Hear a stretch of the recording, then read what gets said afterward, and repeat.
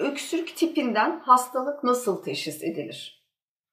Biz hekimler normal öksürüğün dışında olan öksürüğün ne hastalıklara bağlı olduğunu bazı sorular sorarak anlamaya çalışırız.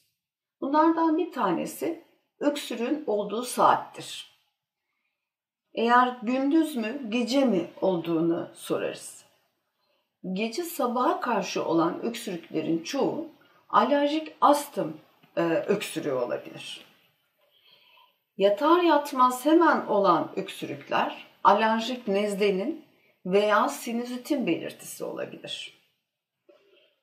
Sadece gündüz oluyorsa ve çok gürültülü bir öksürükse, patlar tarzdaysa, durmaksızın oluyorsa ama gece hiçbir şekilde olmuyorsa daha çok psikojenik dediğimiz, yani ya bir psikolojik sorunun çözülmediği için insanda meydana gelen bir ağırlık, bir stres nedeniyle ortaya çıkan veyahut da Gilles-de-la-Tourette sendromu dediğimiz istemsiz tiklerin karşılığı olan öksürüklerdir. Alerjik öksürükte gece sabaha karşı özellikle 4-5 arasında öksürüğün arttığını, balgamlı olduğunu, bazen öksürükle kusmanın meydana geldiğini, bir gıcık halinde takıldığını ve bir türlü atılamadığını duyarız hastalarımızdan.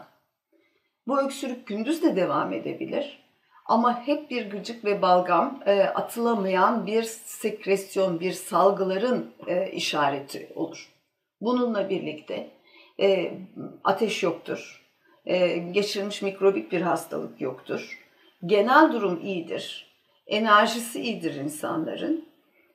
Dolayısıyla burada bir enfeksiyon düşünmeden daha çok alerjiyi akla getiririz. Ama birlikte bir ateş varsa, belli bir kısımda vücudun bir ağrı varsa, bu öksürükle birlikte başka enfeksiyon belirtileri karşımıza çıkıyorsa o zaman bir enfeksiyonu araştırırız. Dolayısıyla aslında öksürük normaldir. Sayısı ve zamanı farklılaştığı zaman hastalık belirtisi demektir. Biz de o soruları ve araştırmaları ona göre yaparak bu öksürüğün hangi hastalığa ait olduğunu buluruz.